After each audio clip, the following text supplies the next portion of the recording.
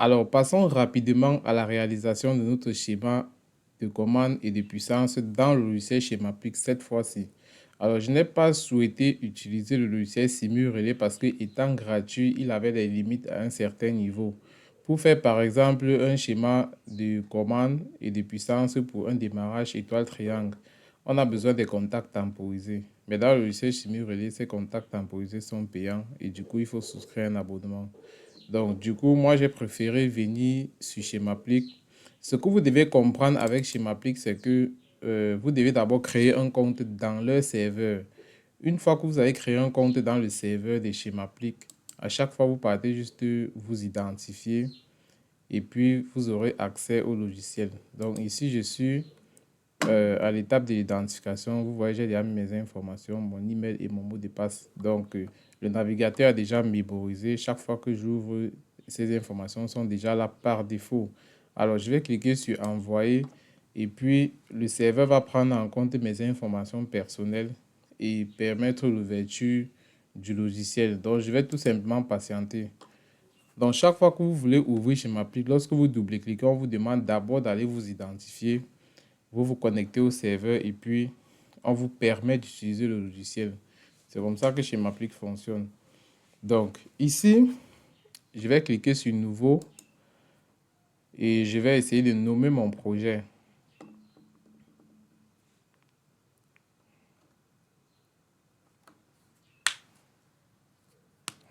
Donc, on va patienter le temps que le chargement s'effectue.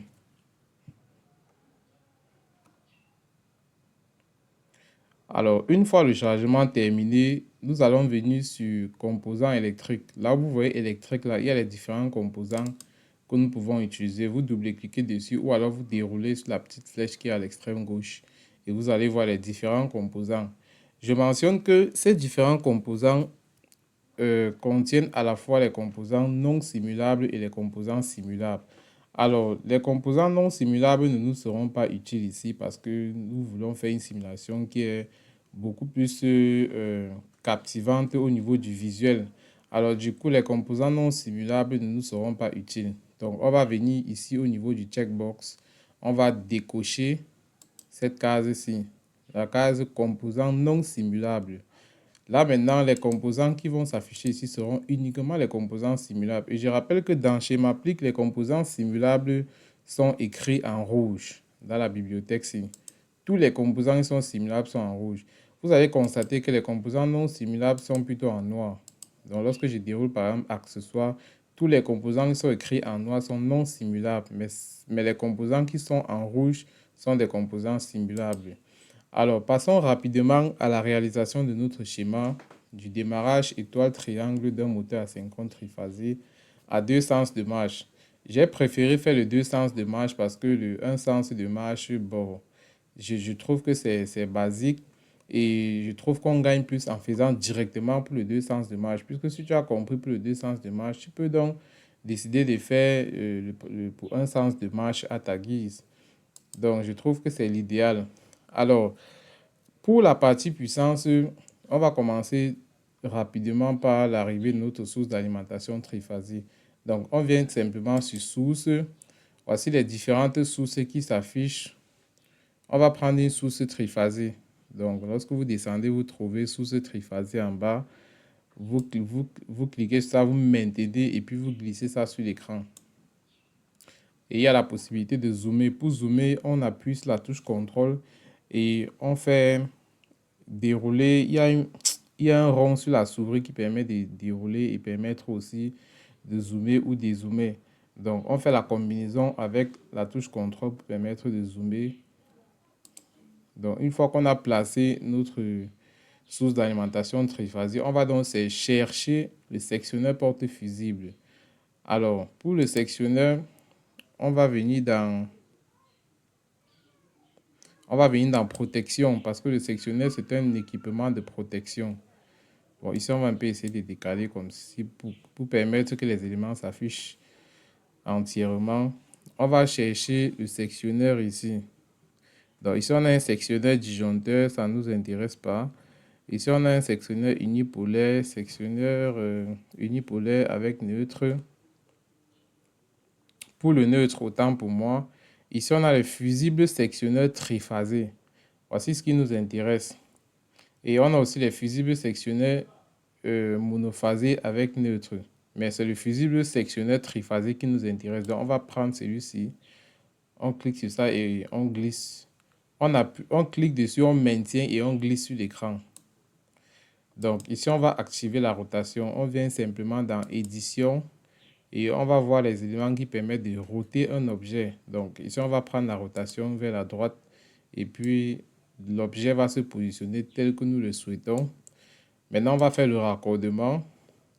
Pour le raccordement, il suffit de rapprocher le curseur de la souris jusqu'à ce qu'on obtienne le plus que vous observez là. Ensuite, vous cliquez, vous maintenez, vous vous rapprochez vers le point final et vous allez constater qu'il y a aussi un plus qui s'affiche et puis vous allez relâcher. La liaison sera établie. Ça sera valable pour toutes les autres liaisons. Alors, on va essayer de relier les autres.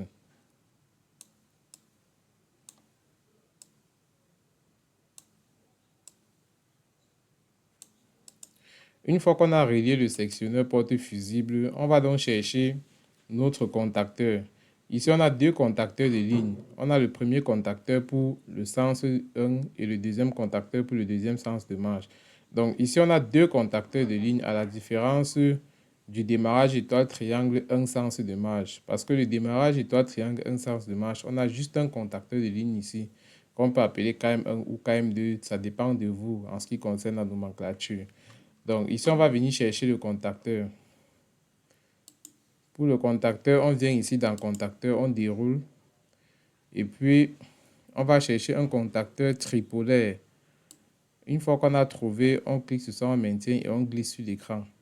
Étant donné que c'est un moteur à deux sens de marche, on va chercher deux contacteurs. Donc, étant donné qu'on a déjà pris le premier, on va venir prendre le deuxième. Et puis, on va le positionner comme ceci. Maintenant, il ne reste qu'à faire les liaisons. Pour les liaisons, vous savez déjà très bien comment faire les liaisons. On rapproche simplement le curseur de la souris jusqu'à ce qu'on obtienne le plus. On clique sur ça, on maintient et puis on cherche le point final. J'ai déjà établi la liaison entre la partie aval du sectionneur porte fusible et le premier contacteur de ligne. Donc ici, on va donc faire le raccordement pour le deux sens de marche. Et pour le deux sens de marche, vous savez déjà que en amont, on respecte les numéros en fait. Donc la première phase se relie avec la première phase du contacteur, ainsi de suite. C'est dans la partie aval qu'on permute les positions de la première et de la troisième phase.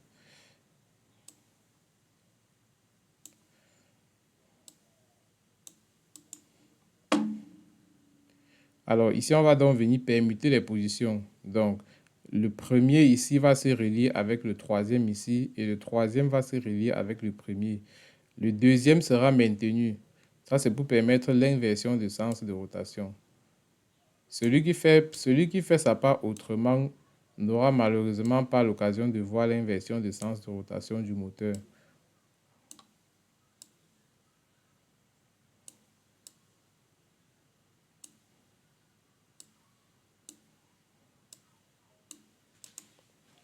Alors, une fois que c'est fait, on va donc chercher à faire un verrouillage mécanique. Le verrouillage mécanique interdit simplement les deux contacteurs de fonctionner au même moment. Donc, une fois qu'on a fait le verrouillage mécanique, le verrouillage électrique n'est pas vraiment nécessaire. C'est juste pour augmenter le niveau de protection du système. Je ne sais pas si vous voyez un peu. Parce que le verrouillage mécanique, par exemple, peut devenir défaillant à un moment donné. Et si vous ne constatez pas ça, ça va brûler les enroulements du moteur. Donc, il est souvent judicieux même de faire d'abord le verrouillage électrique. Le verrouillage électrique est indispensable. Même si le contacteur vient avec le verrouillage mécanique, le verrouillage électrique est toujours important de le faire dans le schéma de commande. Parce que la partie mécanique du contacteur peut avoir un défaut et du coup, on se retrouve en train d'encaisser une panne, quoi. Donc, après les deux contacteurs de ligne, on aura dans notre moteur, on va venir chercher un moteur asynchrone triphasé. Donc, on descend, là, on va trouver par exemple moteur, voilà. Ici, on a moteur et horloge. On va chercher un moteur. Là, vous voyez par exemple 400 volts, 700 volts. 400 volts, c'est la tension simple du réseau. Et 700 volts, c'est la tension composée du réseau. Alors, une fois que vous avez pris le moteur 400 volts, vous pouvez donc venir le positionner comme ceci.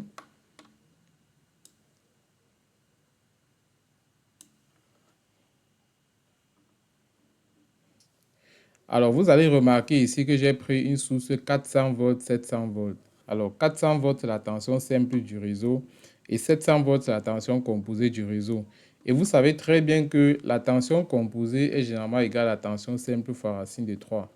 Donc, pour un démarrage étoile triangle, lorsqu'on prend un moteur 400, 700 volts, ça veut donc dire que en étoile, le moteur...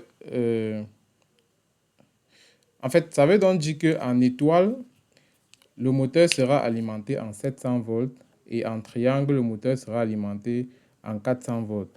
Parce que généralement, la tension simple, c'est la tension qui est mesurée entre une phase et le neutre, alors que la tension composée, c'est la tension qui est entre phases. Donc, si vous avez par exemple une alimentation 230 volts à 400 volts pour alimenter un moteur de 400 volts, il sera judicieux de le coupler en étoile. Parce qu'en le couplant en étoile, vous aurez directement la tension entre phases qui est de 400 volts. Mais si vous le couplez en triangle, le triangle va plutôt prendre la tension simple du réseau. Donc, il va plutôt chercher à alimenter le moteur en 230 volts et ça ne sera pas bénéfique pour vous. Donc, c'est un peu comme ça que ça marche. Alors, j'ai pris une source 400-700 volts parce que je sais que le moteur sera alimenté en 400 volts et qu'après la phase d'appointe de courant, donc lorsqu'on aura traversé le régime transitoire, lorsque le courant sera déjà passé au régime nominal, le moteur sera donc alimenté en 400 volts. Alors ici, je prends donc la partie aval du contacteur de ligne. Je viens donc relier avec notre moteur.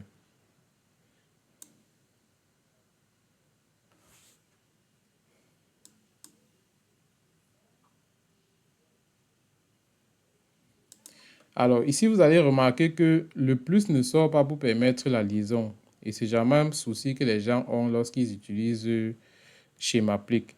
Généralement, lorsque vous mettez le curseur et que le plus ne s'affiche pas, ça veut donc dire qu'il y a un élément qui est en train de gêner. Et généralement, c'est l'outil ici là qui permet de faire le verrouillage. Donc, lorsque je vais le déplacer, je vais le mettre ici. Lorsque je vais rapprocher le curseur, le plus va s'afficher. Donc, c'est généralement ça qui cause ce problème. Et c'est juste, du moins, c'est un constat que j'ai fait. Alors, on va donc essayer de repositionner notre outil pour le verrouillage mécanique parce qu'il est essentiel. Voilà. Une fois que c'est bon, on peut donc venir mettre notre relais thermique. Alors, le relais thermique va se positionner ici en bas du moteur parce que c'est après les contacteurs de couplage que le moteur se met en marche. Donc, du coup, je vais venir ici, je vais chercher un relais thermique. Je déroule le relais thermique et magnétique. Je cherche le relais qui m'intéresse, c'est le thermique, ce n'est pas le magnétique. Donc, je cherche ce relais-ci et puis je le positionne là. Ensuite, je fais les liaisons.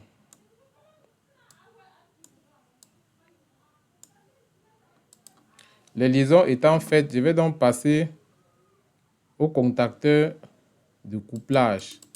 Alors ici, on va utiliser deux contacteurs de couplage. Le premier pour le couplage étoile et le deuxième pour le couplage triangle.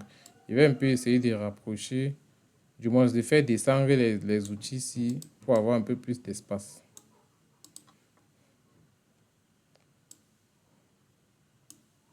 Alors ici, je vais prendre deux contacteurs.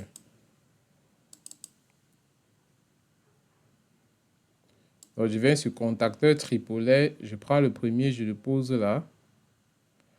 Bon, pour respecter l'alignement, il est judicieux que ce soit aligné avec le contacteur ci qui est déjà en haut. Ensuite, je prends le deuxième contacteur, je le mets quelque part là à l'extrême droite. Je vais donc faire les liaisons. Vous savez très bien que le couplage étoile permet juste de créer le neutre. Alors pour créer le neutre, il suffit juste de court-circuiter les trois bornes ici. Ça sont les trois bornes de sortie du moteur. Parce que généralement, on couple un moteur qui a les borniers U1, V1, W1 et U2, V2, W2. Alors, là, je suis en train de court-circuiter U1, V1, W1. Je prends un cas banal. Et là, maintenant, je vais aller brancher U2, V2, W2. Donc, ici, je vais prendre le premier. Si je vais venir relier avec la troisième borne de sortie du relais thermique. Ensuite, je prends le deuxième. Je viens, je relie. Ensuite, je prends le troisième. Je le connecte avec le premier.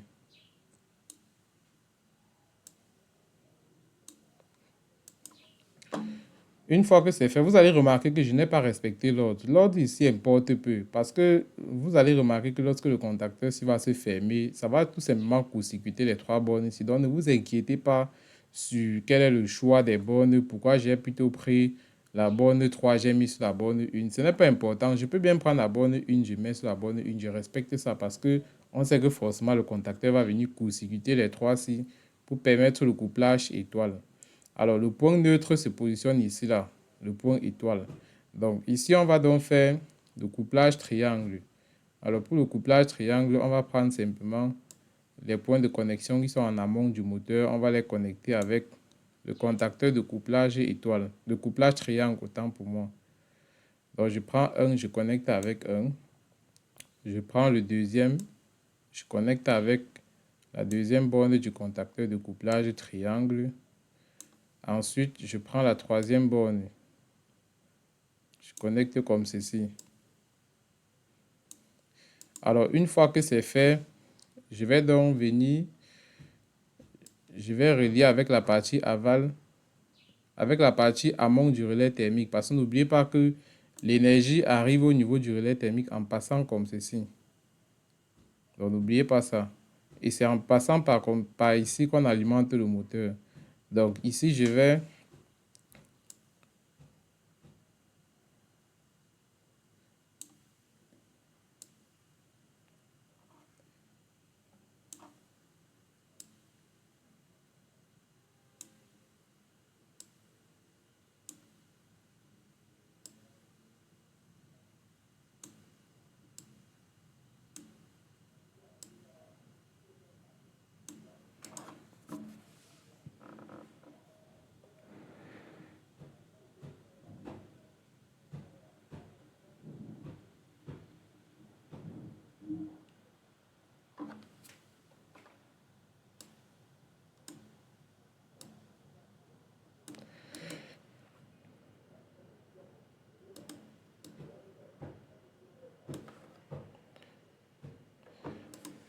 Alors ici, vous allez remarquer que j'ai déjà relié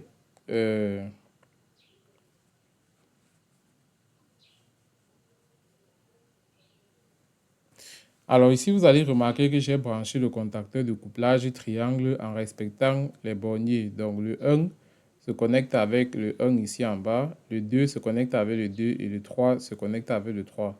Parce que ici, on n'est pas en train de faire un deux sens de marche. Donc on doit respecter l'ordre de connexion.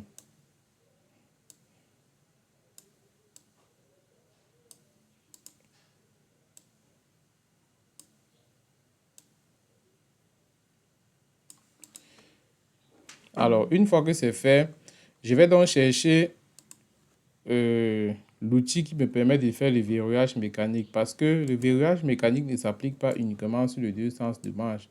Il s'applique aussi sur les contacteurs de couplage parce que le couplage étoile et triangle ne doivent jamais se réaliser au même moment. C'est la raison pour laquelle je fais aussi un verrouillage mécanique à ce niveau.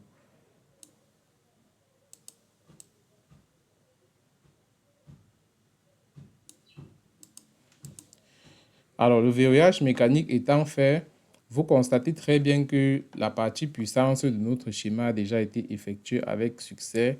Donc, il ne reste plus qu'à aller faire la partie commande. Alors, pour faire la commande de notre système, nous allons passer d'abord par un transformateur.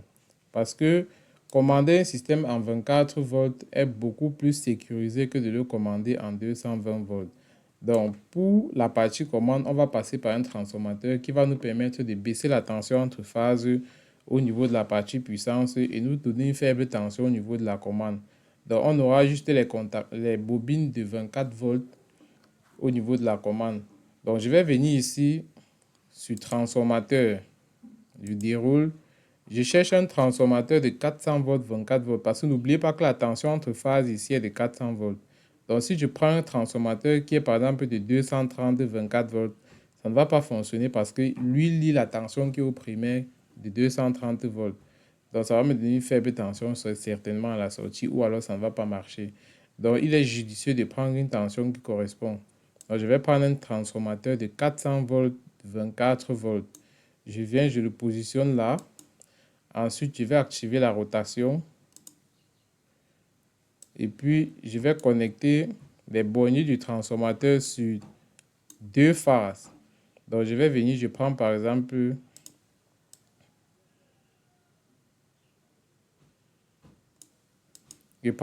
la phase 1 et la phase 3. Je prends ces deux phases parce que, bon, pour respecter l'esthétique et l'alignement, je vois qu'en prenant la phase 1 et la phase 3, mes lignes seront horizontales sans toutefois être tordues et ça va arranger l'esthétique de mon schéma.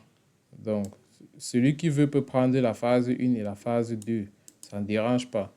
Alors, une fois que c'est fait, je vais donc chercher les différents éléments qui constituent ma partie commande. Je vais commencer par mon sectionneur à une phase. Donc, je vais ici sur protection parce que le sectionneur, c'est un dispositif de protection.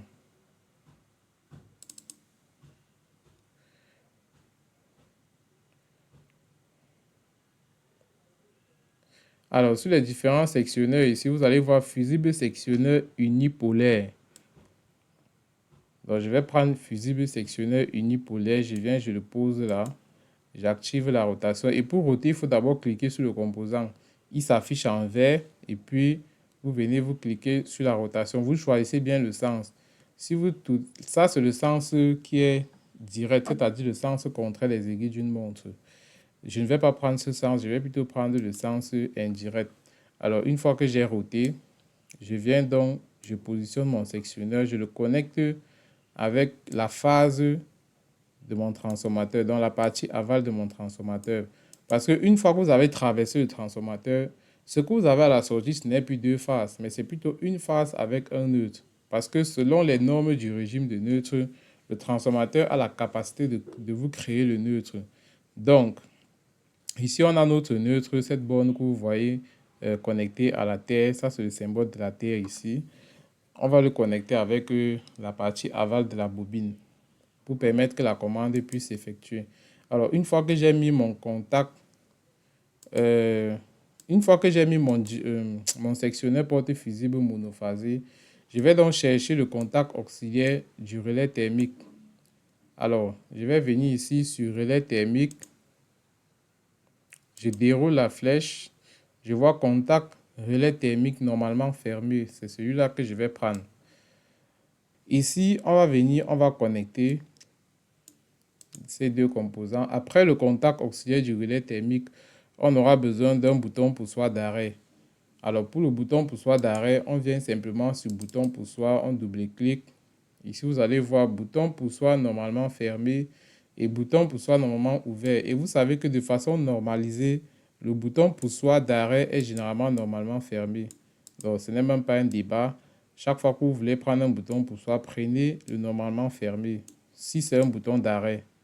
Alors ici, on va donc essayer de faire la liaison entre ces deux composants. Après le bouton poussoir normalement fermé, on va donc prévoir un bouton d'arrêt d'urgence. Et il est souvent préférable de prendre un bouton poussoir d'arrêt d'urgence à coup de poing. Donc ici, vous voyez, arrêt d'urgence, coup de poing. C'est un bouton, chaque fois qu'il y a un dépôt, on frappe simplement un coup de poing dessus. Et puis, il isole le récepteur en fait. Il met le système dans les conditions de sécurité. Je vais donc venir relier ce bouton poussoir d'arrêt d'urgence avec la partie aval du bouton poussoir d'arrêt.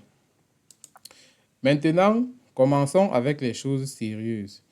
Une fois que cela est fait, on va donc utiliser deux boutons ici pour la mise en marche de nos contacteurs de ligne. Donc, étant donné qu'on a un deux sens de marche en face de nous, on va donc faire le schéma de commande comme si on voulait faire un schéma de commande d'un moteur asynchrone, du démarrage direct d'un moteur asynchrone triphasé à deux sens de marche. Et par la suite, nous allons compléter la partie qui rend ça, du moins ce qui rend le système étoile-triangle en fait. Donc ici, on va d'abord prendre deux boutons. On vient sur bouton poussoir. On prend un bouton poussoir normalement ouvert. On le pose là. On prend un deuxième qui est aussi normalement ouvert. On le pose comme ceci. Et il faut respecter l'alignement pour beaucoup plus d'esthétique. Une fois que c'est fait, on prend donc les contacts auxiliaires pour l'auto-maintien. Donc pour le contact auxiliaire, vous allez venir ici sur contact. Vous cherchez le contact qui est normalement ouvert. Donc ici, je prends un contact normalement ouvert. Je viens, je pose là. Et ici, je prends aussi un contact normalement ouvert. Je viens, je le dépose comme ceci. Je vais donc faire les liaisons.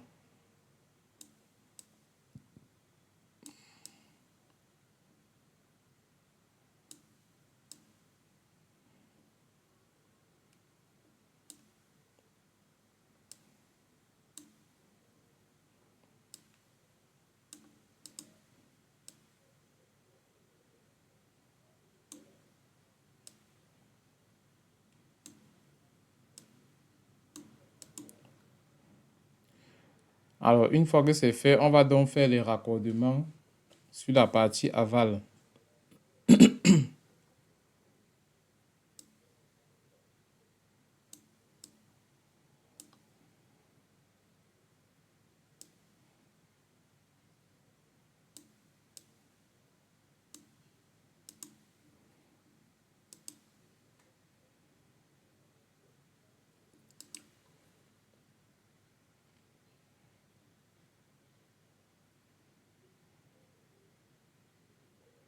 Maintenant, on va chercher deux contacts normalement fermés pour le verrouillage électrique.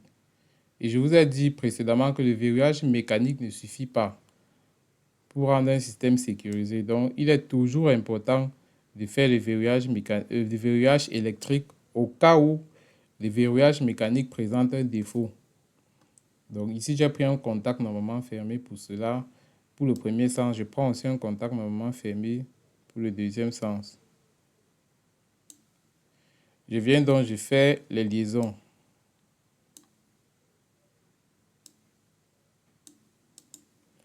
Les liaisons étant faites, je vais donc chercher les bobines. Les bobines qui seront responsables de mettre mes contacteurs sous tension. Alors, je vais venir ici sur bobine.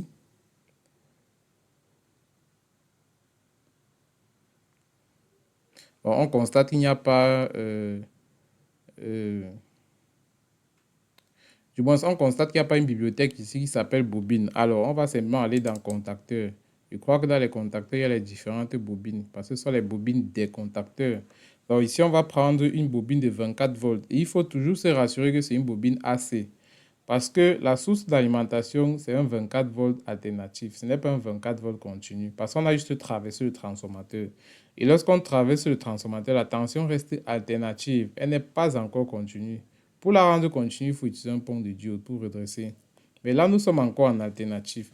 Donc, si quelqu'un prend une bobine 24 volts continue, je peux vous rassurer que la simulation ne prendra pas. Donc, ici, c'est une bobine 24 volts AC qu'il faut prendre. Et vous voyez, on n'a pas écrit AC. Lorsqu'on n'écrit pas, ça veut dire que c'est une bobine 24 volts alternative. Vous venez, vous prenez cette bobine et puis vous venez poser sur l'écran. Pareil pour le deuxième sens de marche. Et toutes les bobines qui seront utilisées ici seront les bobines AC. Donc ici, on va donc venir faire le raccordement comme ceci. Ensuite, on fait aussi le raccordement sur la partie aval des bobines. Maintenant, on va connecter le neutre de notre transformateur. Donc ici, on vient prendre cette broche. On va venir la connecter avec la partie aval de notre bobine. Une fois que c'est fait, on va essayer d'arranger la position pour beaucoup plus d'esthétique. Ensuite, on va aussi arranger l'alignement ici en bas. Une fois que c'est fait, on va donc passer à à la nomenclature. Alors, ici, on constate qu'on a un contacteur KM1 et KM2 pour l'inversion de sens de rotation. Donc, ici, on va venir nommer nos contacts auxiliaires KM1 et KM2. Ici, nos bobines sont déjà nommées KM1 et KM2, donc on n'a plus à s'inquiéter. Donc, ce sont les contacts auxiliaires qui doivent donc respecter cette nomenclature-là. On va donc venir changer le SI, on met KM, et on se rassure que c'est KM1, c'est-à-dire le contact auxiliaire de cette bobine-ci. Et ici, on vient, on met KM2.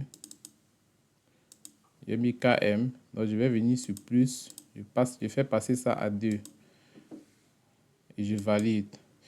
Alors, ici, au niveau des verrouillages, on sait très bien qu'on permute toujours.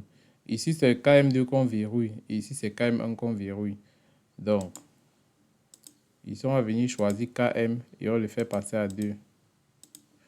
Ici, on vient aussi, on fait pareil. On choisit KM et on le laisse à 1. Parce que ici, dans le deuxième sens, on interdit le premier sens de fonctionner. Dans le premier sens, on interdit le deuxième sens de fonctionner, qu'importe le nombre d'appuis qu'on fait sur le bouton du second sens. Alors, une fois que les deux sens de marche ont été configurés, on va donc traiter la partie commande de nos contacteurs de couplage, c'est-à-dire couplage étoile et couplage triangle. Alors, pour ce faire, on va utiliser les contacts auxiliaires des différentes bobines là. Donc, on va venir ici, on va prendre deux contacts normalement ouverts. Donc ici, je viens sur contact, je prends contact NO, je positionne comme ceci.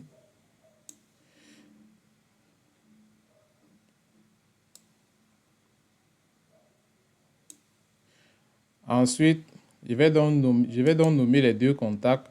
Le premier contact va prendre la nomenclature de cette bobine et le deuxième va aussi prendre la nomenclature de cette bobine.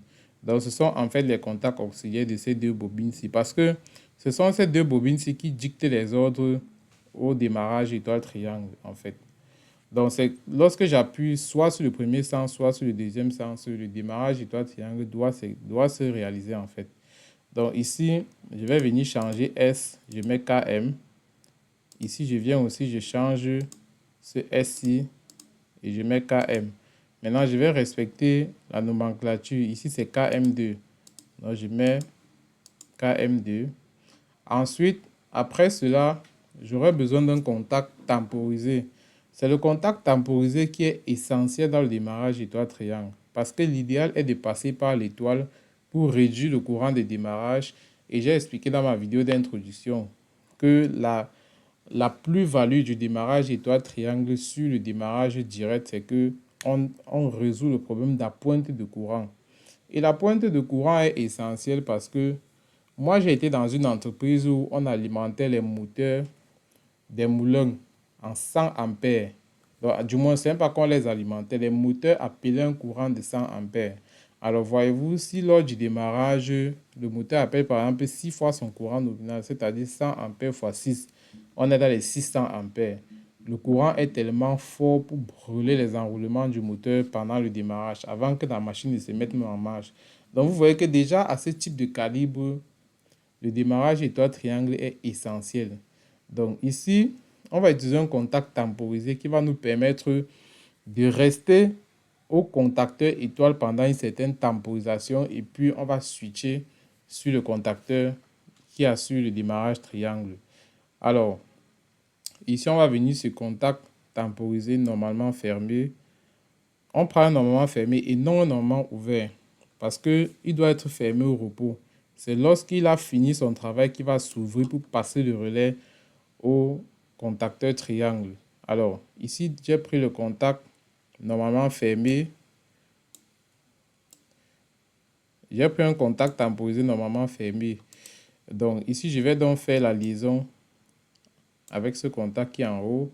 Ensuite, je vais chercher un contact normalement fermé pour le verrouillage. Parce que n'oubliez pas qu'on a fait un verrouillage mécanique ici pour les contacteurs de couplage. Donc, on va aussi faire un verrouillage électrique pour ces contacteurs de couplage au niveau de la partie commande. Donc, je vais prendre un contact normalement fermé pour cela. Et pour respecter l'alignement, il faut qu'il soit aligné avec les autres contacts auxiliaires normalement fermés pour le verrouillage. Donc, je vais aussi faire la liaison ici. Et je vais prendre une bobine. Je viens dans contacteur, je prends bobine 24 volts alternative. Je viens, je dépose là. Et je fais donc la connexion.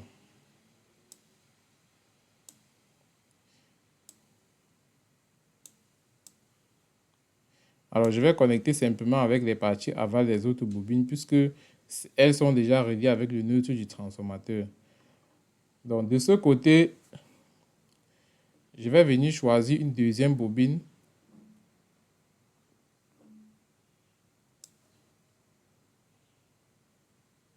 Je positionne comme ceci. Ensuite, je prends un deuxième contact auxiliaire.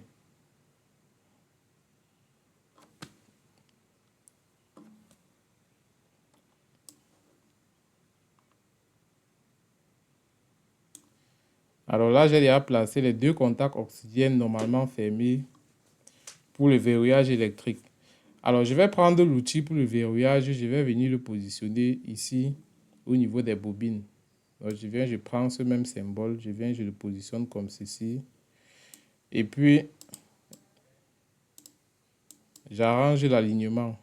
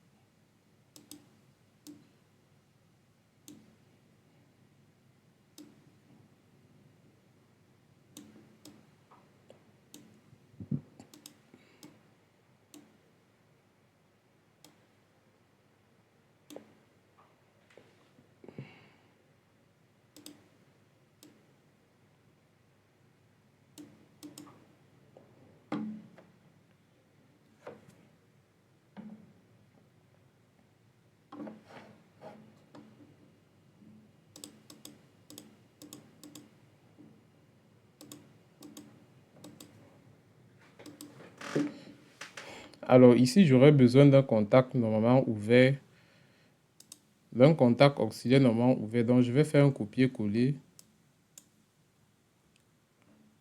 Bon, le problème du copier-coller, c'est que lorsque vous collez, il passe placé loin à l'extrême gauche en haut. Donc, je préfère venir prendre un contact normalement ouvert ici et puis je le positionne comme ceci. Ensuite, je vais faire la liaison avec ce contact normalement fermé et je vais donc adresser. Alors ici, on a notre contacteur KM3 et KM4. Donc ici, on doit verrouiller KM4. Vous savez très bien que ce qu'on verrouille, c'est pour le deuxième contacteur. Donc ici, j'ai KM4. Ici, je remplace S par KM. Et ici, j'ai KM3.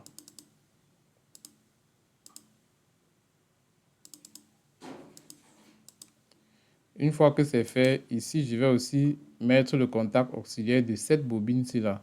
Donc ici, je suis à KM3. À la fin, lorsqu'on va lire le schéma, vous allez constater que ce n'est pas compliqué. Je préfère finir le schéma avant d'expliquer.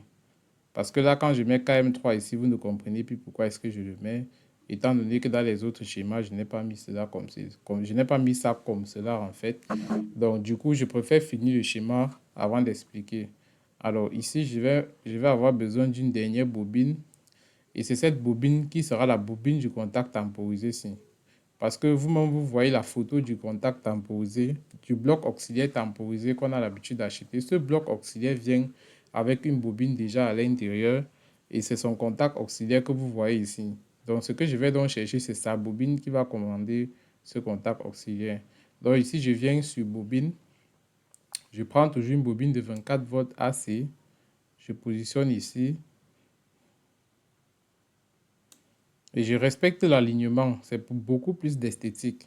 Je vais donc faire la liaison avec la partie aval des autres bobines qui sont déjà reliées avec le neutre.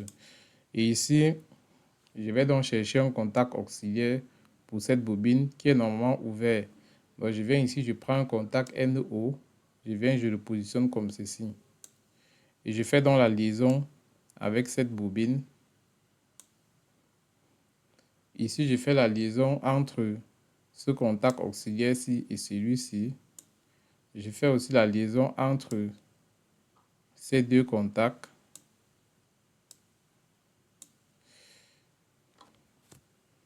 Et ici, je fais la liaison entre la partie amont du contact auxiliaire temporisé avec les autres contacts. Alors ici, je vais appeler ce monsieur KM5. KM5. Et ici, le contact auxiliaire temporisé, il va aussi s'appeler KM5.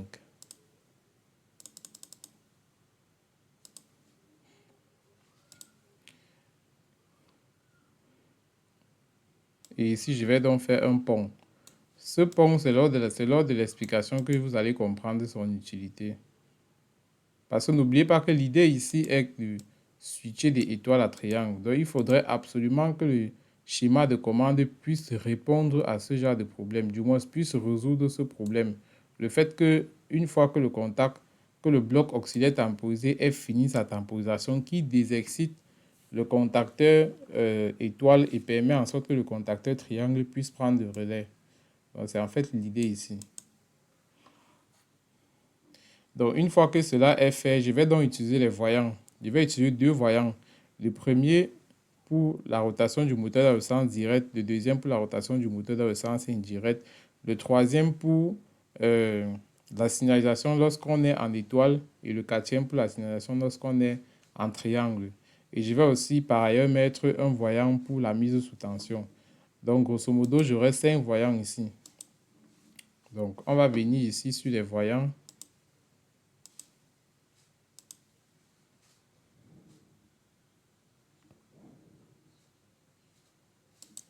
Donc, pour les voyants, vous venez sur lampe et voyant, vous déroulez. Vous allez voir le voyant de 230 volts. Vous ne touchez pas parce que votre commande est alimentée en 24 volts. Vous prenez le voyant de 24 volts. Donc ici, vous allez voir voyant clignotant 24 volts. Vous prenez plutôt le voyant de 24 volts simplement. Et puis, vous venez le positionner comme ceci. Tous ces voyants seront commandés par les contacts auxiliaires en dehors du voyant de mise sous tension.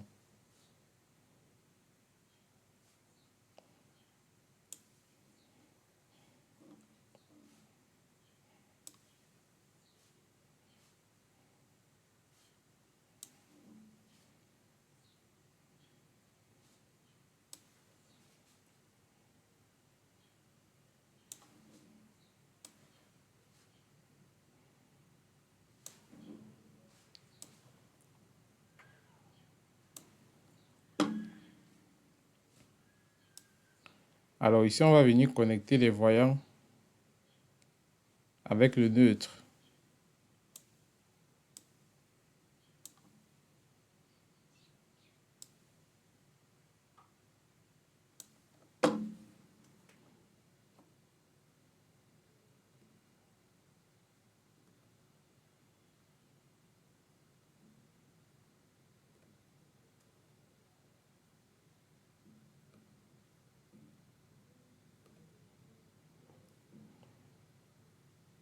Donc ici, on va essayer de les aligner tous ensemble pour rendre le schéma plus présentable.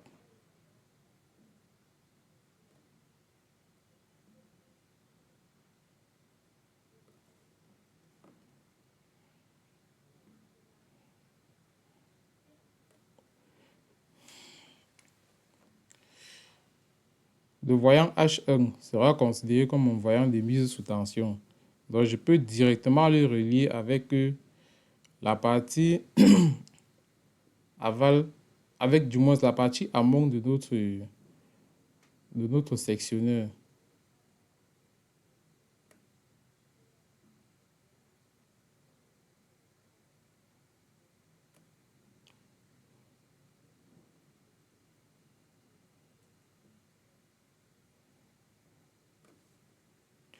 Bon, maintenant, à ce niveau, j'ai mis un sectionneur porte fusible. Je préfère prendre l'alimentation de la commande en aval du sectionneur porte fusible. Je ne sais pas pourquoi j'ai l'habitude d'oublier ça lorsque je fais ma simulation, mais c'est toujours mieux de prendre l'alimentation de la commande en aval du sectionneur porte fusible. Donc, on va prendre cela là-bas. Ici, je vais venir prendre, je prends par exemple celui-ci. Bon, je vais prendre toujours L3. Ici, je vais prendre L3 et L2.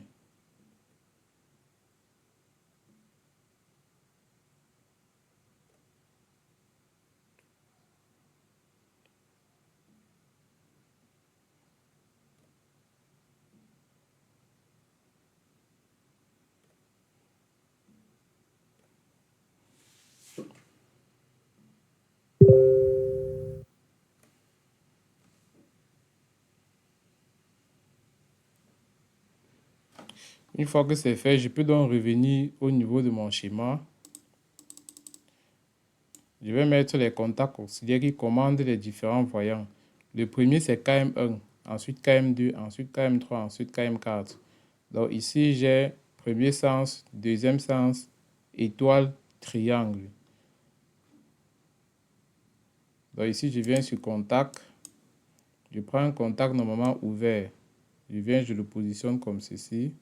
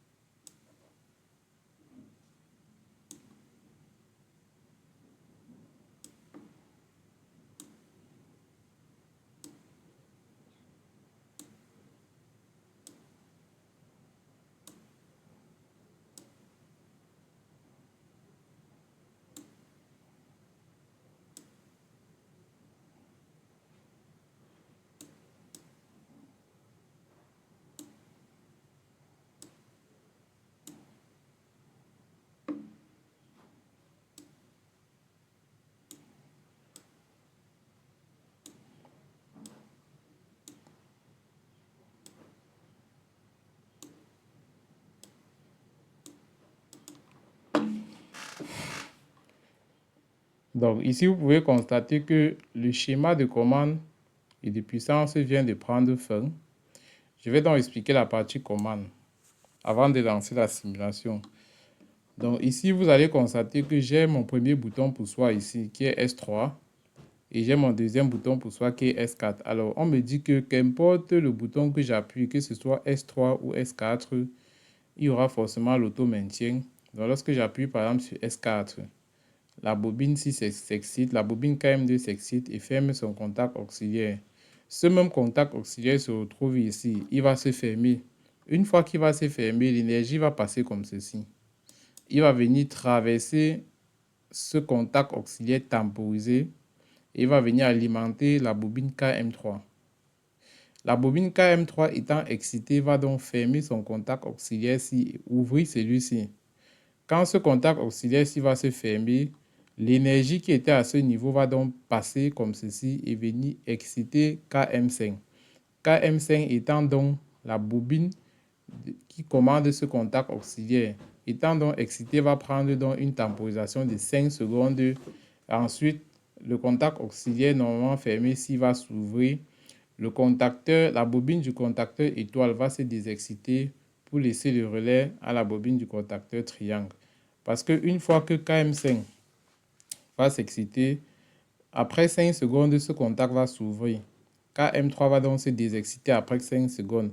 Ce contact auxiliaire normalement fermé, qui était normalement ouvert précédemment, va donc se fermer et permettre que KM4, autant pour moi, s'excite. Et le contacteur triangle va donc se mettre en marche et le moteur va fonctionner dans son régime normal.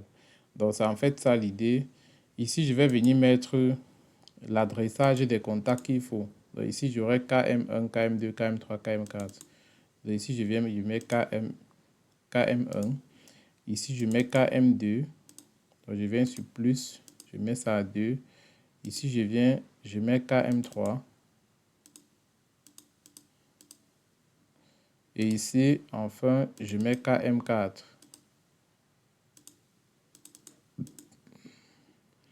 Le voyant de mise sous tension, c'est ce voyant-ci. Donc, chaque fois que le sectionneur porte fusible de la puissance est fermé, immédiatement, le voyant se met en marche pour dire que nous sommes déjà en mise sous tension. Donc, c'est en fait ça. Alors, ici, je vais donc lancer la simulation pour qu'ensemble, on comprenne comment ça fonctionne.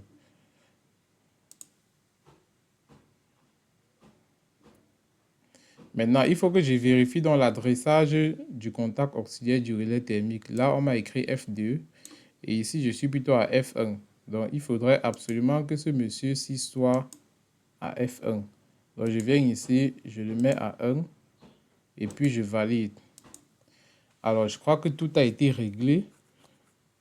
Et ce qui reste à faire, donc, c'est de connecter ce bloc-ci, en fait, qui constitue la partie du couplage étoile-triangle avec l'alimentation. Donc, je vais prendre son alimentation simplement à ce niveau, au niveau de la partie aval du contact du bouton pour soit d'arrêt d'urgence. Donc, je peux prendre ça directement ici. Et puis, je viens le brancher ici. Parce que n'oubliez pas que le courant qui passe ici, là, c'est ce même courant qui est sur toute la barrette ici. Donc, quand je prends l'énergie ici, ce n'est pas différent d'une personne qui a pris l'énergie à ce niveau. C'est la même chose. Donc, le schéma étant bien fait, je vais donc passer à la simulation de mon système. Donc, je viens donc ici sur schéma. Je viens sur simulation.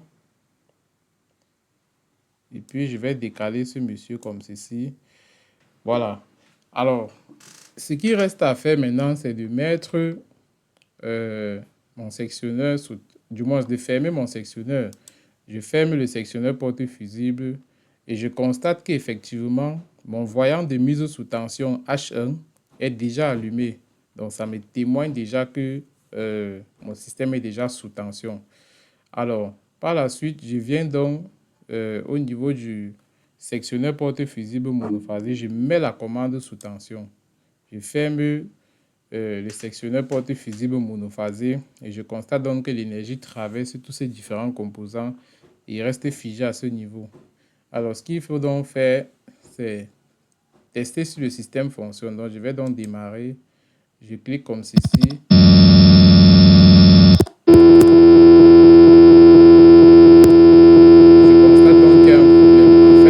Donc, vous allez constater qu'il y a eu un dysfonctionnement ici. C'est le contacteur triangle qui s'est mis en marche avant le contacteur étoile, ce qui ne respecte pas le démarrage étoile-triangle. Donc, ici, mon contacteur étoile, c'est KM4. Mais ici, j'ai plutôt mis KM3. Alors, je vais simplement changer. Je peux venir ici, je change même directement, plutôt que de le changer au niveau de la commande. Donc, pour changer un composant, il faut d'abord, du moins pour faire une modification, il faut d'abord arrêter la simulation. Donc, je vais passer en mode conception et puis je vais venir cliquer sur KM4. Je vais essayer de le remplacer par KM3. Donc, étant donné qu'il y a KM3 sur le schéma, ça va un peu déranger parce que il faudra d'abord changer d'adresse. Donc, ici, je mets KM4. Et ici, je mets KM3. Et puis, je valide. Donc, KM3 ici, c'est mon contacteur étoile. Et KM4, c'est mon contacteur triangle. Donc, le changement étant fait, je peux donc relancer la simulation. Je viens sur schéma, ensuite je passe sur simulation. Et puis, je referme mon sectionneur porte fusible. Le sectionneur porte fusible triphasé étant fermé, je ferme aussi celui de la commande, qui est un sectionneur unipolaire. Ensuite, je relance mon système. L'idée, c'est que ce contacteur-ci se ferme d'abord avant celui-ci. Mais bon, il y a un détail que j'ai oublié. Je n'ai pas fixé la temporisation qui permet de passer des étoiles à triangle. Donc, je reviens sur schéma, conception. Je viens ici, je clique sur ce contact. Sur ce contact, je viens sur valeur. Ici, vous allez voir qu'on a mis temporisation. Mais on me demande de mettre la valeur de la temporisation. Donc, je vais mettre, par exemple, 5 secondes. Donc, je vais augmenter la tempo à 5 et puis je vais valider. Ensuite, je ferme donc.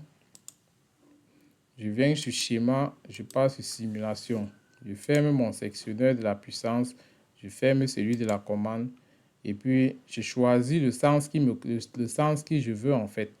Donc, je vais prendre par exemple S4, je ferme. Je constate que c'est ce contacteur qui est d'abord fermé. Il va prendre une certaine tempo. Après, il passe directement en triangle. Donc, vous allez me pardonner pour le bruit de fond. Je vais l'arrêter. Pour arrêter le bruit de fond, il suffit de venir ici dans préférence. Et là, il y a le son. Vous cliquez dessus et puis le son va s'arrêter. Donc ici, les voyants qui sont en marche, il y a d'abord le voyant de mise sous tension. Ensuite, le prochain voyant, c'est KM2 qui est en marche. Donc, c'est le deuxième sens qui est en marche. Donc, normalement, son voyant doit être allumé. C'est ce qui est effectivement fait. Ensuite, on doit avoir un voyant pour signaler quel est le contacteur qui est actuellement en marche parmi les deux contacteurs de couplage. Donc, c'est le contacteur triangle qui est en marche. Et puis, c'est son voyant KM4 effectivement qui est actif. Donc, le schéma a été réussi à 100% et je pense que tout le monde a compris. Maintenant, on va donc tester certaines choses. On ne peut pas rapidement quitter comme cela sans tester les informations pertinentes. Alors, qu'est-ce qu'on va tester par exemple? On peut venir tester si notre relais thermique fonctionne parfaitement. Alors, pour ce faire, on va relancer le schéma. On va relancer la simulation. Donc, je viens ici, je clique par exemple sur S3. Je constate que mon contacteur étoile est fermé. Après 5 secondes, il va basculer en triangle. Et lorsqu'il bascule, vous voyez effectivement que c'est celui-ci qui est désormais fermé. Et le moteur est en marche. Donc, ce que je vais donc faire, c'est que je vais cliquer sur le relais thermique et je vais voir si son contact auxiliaire va s'ouvrir pour effectivement témoigner que il y a une surcharge. Parce qu'on est en train de simuler une surcharge. Donc, je vais venir, je clique ici et je constate effectivement que son contact auxiliaire s'ouvre pour isoler le circuit et le protéger en cas de surcharge. Alors, pour déverrouiller la surcharge, il suffit simplement de recliquer encore, de cliquer à nouveau sur ce bouton autant pour moi pour permettre à ce contact de se fermer. Alors, vous allez voir qu'il y a un petit écran ici qui s'affiche, du moins, il y a une petite boîte de dialogue qui s'affiche ici avec un scroll bar de défilement qui permet de faire varier la charge. Donc, ce qu'on va faire, c'est qu'on va essayer de faire varier la charge au-delà de 100%. Et vous allez voir que chaque fois qu'on est au-delà de 100%, le système passe en surcharge. Donc, ici, on va par exemple mettre le deuxième sens en marche. Et puis, lorsqu'il passe en triangle, hop, on va venir augmenter la charge. Donc, je vais mettre par exemple à 110. Et une fois que je mets à 110, on me dit que le récepteur est en surcharge. Donc, étant donné que le récepteur est en surcharge, on peut simplement constater que le relais thermique peut donc couper l'alimentation de tout le circuit. Donc, c'est en fait ça. Ici, je vais remettre ma charge à 100% pour éviter de voir le message de surcharge. Ici, je viens sur préférence, j'active la sonorisation autant pour moi. Je relance ma simulation du démarrage de la triangle. Ici, je suis en étoile après 5 secondes, hop, passe directement en triangle. Vous constatez que le bruit de fond change parce que ce n'est plus la même tension en fait. Lorsque je suis en étoile, c'est le 770 volts. C'est le 700 volts autant pour moi qui est actif. Lorsque je suis en triangle, c'est le 400 volts parce que c'est le 700 volts qui est la tension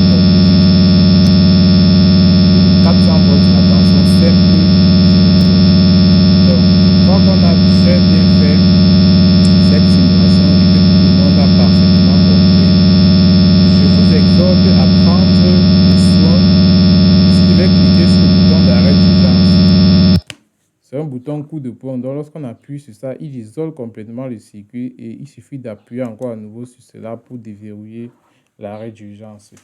Donc, tout le monde ayant compris mon schéma parce que je l'ai très bien expliqué, je pense que chacun d'entre vous pourra donc refaire ce schéma à la maison pour mieux comprendre comment cela fonctionne. Généralement, les gens ont l'habitude de vite comprendre le démarrage direct d'un moteur asynchrone triphasé à deux sens de marche. Mais lorsqu'il s'agit déjà du démarrage étoile triangle et des autres types de démarrage, notamment le démarrage par élimination des résistances statoriques et rotoriques, du moins, ils ne s'en sortent plus. Alors que c'est tout simplement une question de logique et d'attention. Donc, je vous exhorte à mieux regarder ce schéma davantage et vous n'aurez plus dorénavant des problèmes. Alors, comme additif ou alors comme supplément dans cette vidéo, je me suis dit que c'est encore mieux de vous montrer comment commander ce même système à partir d'un automate. Donc, cet automate, je l'ai programmé sur Chia Portal parce que c'est un automate Siemens. Et cet automate peut aussi effectuer un démarrage étoile triangle.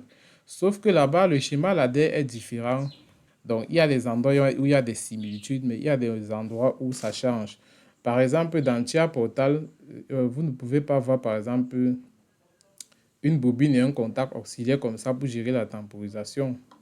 Donc, généralement, il y a un bloc tempo là-bas qui gère ça directement. Alors, on va aller voir ça rapidement. Et tout le monde va voir comment ça se fait à partir d'une programmation sur Chia Portal. Donc, ce tuto est vraiment 100% complet pour les démarrages et aussi pour l'automatisation. Donc, ici, on va essayer de fermer chez Maplic. On va d'abord arrêter la simulation, on passe en mode conception et on réduit la fenêtre.